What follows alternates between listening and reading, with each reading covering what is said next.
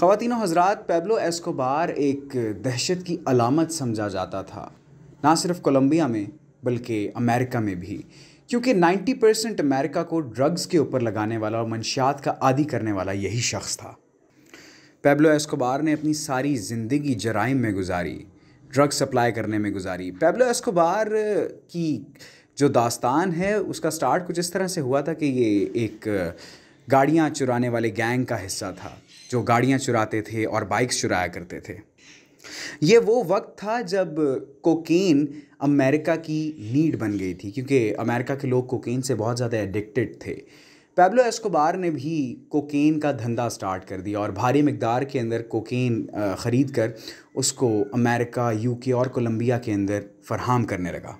नॉर्माज के नाम का एक जज़ीरा जो इसने अपने एक पार्टनर के साथ मिलकर ख़रीदा और उसके ऊपर भारी मिकदार के अंदर कोकीन स्टोर करना स्टार्ट कर दी।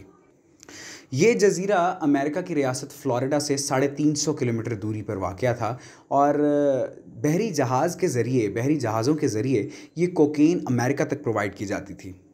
आपको ये बात बताता चलूँ ख़वातीन और हज़रात, नॉर्माज के नाम का जो जज़ीरा था पैब्लो एस्कोबार का, इसने इसी जज़ीरे पर एक बड़ा ही आलीशान घर, एक वेयर हाउस और एक बड़ा बेहतरीन रेस्टोरेंट तामीर किया।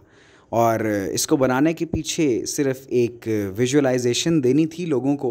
दर हकीकत यहाँ पे बहुत भारी मिक़दार में कोकेन स्टोर की जाती थी। कहा जाता है कि 70 से 80 टन कोकेन की एक आप कह सकते हैं कि मिक़दार थी जो फ़राहम की जाती थी अमेरिका को पैब्लो एस्कोबार की जानिब से।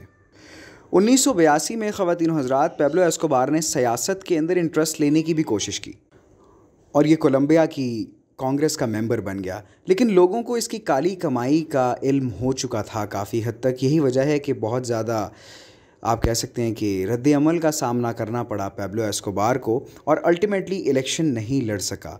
लेकिन उस दौर के प्रेसिडेंट ने जब मुखालफत की पैब्लो एस्कोबार की, तो पैब्लो एस्कोबार ने उसको कत्ल करवा दिया।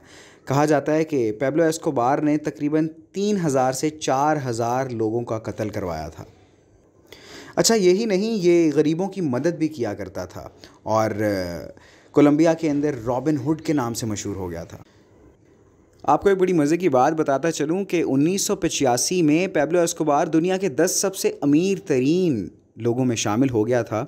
इसकी जो दौलत थी उस वक्त की, वो 30 अरब डॉलर से भी ज़्यादा बढ़ गई थी, जो कि आज के तकरीबन 57 अरब डॉलर्स बनते हैं। और 1985 में पैब्लो एस्कोबार ना सिर्फ अमेरिका बल्कि पूरी दुनिया के अंदर कोकेन और ड्रग्स को स्मगल करने वाला सबसे बड़ा ड्रग डीलर बन चुका था। अगर हम सिर्फ अमेरिका की ही बात करें तो रोज़ाना की बुनियाद पर 500 मिलियन डॉलर्स की कोकेन सिर्फ अमेरिका को स्मगल की जाती थी। आपको मज़े की बात बताता चलूँ कि इसके पास जितना पैसा था वो सब कैश की सूरत में था और कहते हैं कि हर हफ्ते पैब्लो एस्कोबार को $1000 के रबर बैंड्स ख़रीदने पड़ते थे ताकि वो अपने कैश पर ये रबर बैंड्स लगा सके। मज़े की बात आपको बताता चलूँ कि ये अपनी सारे पैसों को एक वेयर हाउस में रखा करता था और हर साल अरबों की तादाद में रुपया इसका ज़ाया हो जाया करता था, जिनको या तो चूहे कुतर जाया करते थे या वो नोट फट जाया करते थे। ख़वातीनों हज़रात, कहा जाता है कि एक बार पैब्लो एस्कोबार अपनी बेटी के साथ कैंपिंग के लिए जंगल में गया और आग लगाने के लिए इनके पास लकड़ियां ख़त्म हो गईं। इसकी बेटी को सर्दी लग रही थी। पैब्लो एस्कोबार ने $20 लाख को जलाकर अपनी बेटी को गरमाइश के लिए आग प्रोवाइड की थी। इसकी दौलत का अंदाज़ा आप यहीं से लगा सकते हैं। अमेरिकन हुकूमत क्योंकि पैब्लो एस्कोबार की वजह से बहुत ज़्यादा दुश्वारी का शिकार थी, क्योंकि 90% अमेरिका कोकेन का आदी हो चुका था। इन्होंने कोलंबिया से दर्जनों बार ये दरख्वास्त की कि पैब्लो एस्कोबार को इनके हवाले कर दिया जाए। ख़वातीनों हज़रात, पैब्लो एस्कोबार को पकड़ने की तदबीरें जब की जाने लगीं तो पैब्लो एस्कोबार ने कोलंबियन हुकूमत को उनका 10 लाख अरब का कर्ज़ा उतारने की भी ऑफ़र की। लेकिन आपको पता है, बुराई का अंजाम हमेशा बुरा ही रहा है।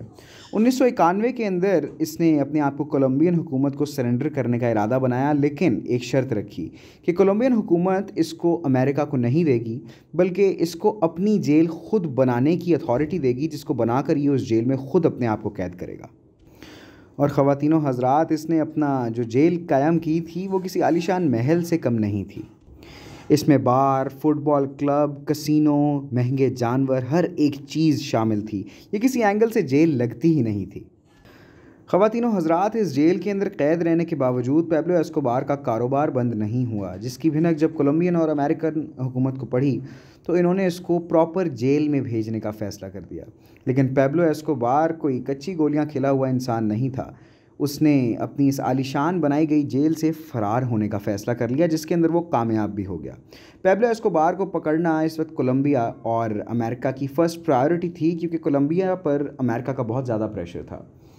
कोलंबिया और अमेरिका की एक जॉइंट फोर्स तैयार की गई पैब्लो एस्कोबार को पकड़ने के लिए, और जिन लोगों को पैब्लो एस्कोबार ने कत्ल करवाया था उनके रिश्तेदारों ने अपनी एक खुद प्राइवेट टीम भी बना ली, जिन्होंने तकरीबन 300 की तादाद में पैब्लो एस्कोबार के लोग और रिश्तेदारों को कत्ल कर दिया, जिसके अंदर इसका वकील भी शामिल था। ख़वातीनो हज़रात, आखिर 16 महीने की तवील रिसर्च के बाद और कई मिलियन डॉलर्स को खर्चने के बाद 2 दिसंबर 1993 को कोलंबिया और अमेरिकन फ़ोर्स को पैब्लो एस्कोबार के ठिकाने का मालूम हो गया। मज़े की बात देखिए, ये वाक़या पैब्लो एस्कोबार की सालगिरह से अगले दिन का वाक़या था, और ये ड्रग्स लेकर और केक खाकर अपनी बर्थडे को सेलिब्रेट कर रहा था। जिस शख्स ने इसको ड्रग्स लाकर दी थी, फोर्स ने उसको ट्रेस किया, जिसकी वजह से ये पैब्लो एस्कोबार तक पहुँचे। पैब्लो एस्कोबार लॉस ओलिवोस नाम के एक जगह के ऊपर रहाइश पजीर था, और जब पुलिस को इसका पता चला तो एक पुलिस मुकाबला किया गया, और पैब्लो एस्कोबार ने अपने आप को डिफ़ेंड करने की कोशिश की। ये पुलिस की ज़बानी ये कहानी आपको मैं बता रहा हूँ कि उसने ख़ुद को डिफ़ेंड करने की कोशिश की, लेकिन अनफॉर्चुनेटली ना कर सका, और लात और कान में गोलियां लगने के बायस हलाक हो गया। लेकिन पैब्लो एस्कोबार के भाइयों और इसके बेटों का कहना है कि उसने पुलिस मुकाबले में कोई पार्ट नहीं लिया था, और वो पुलिस मुकाबले में नहीं मारा गया, बल्कि उसने ख़ुदकुशी की थी। हकीकत क्या है अल्लाह बेहतर जानता है, लेकिन हम इस कंक्लूजन पर पहुंचते हैं, बुराई जितनी मर्ज़ी बड़ी क्यों ना हो, अंजाम उसका हमेशा बुरा ही होता है।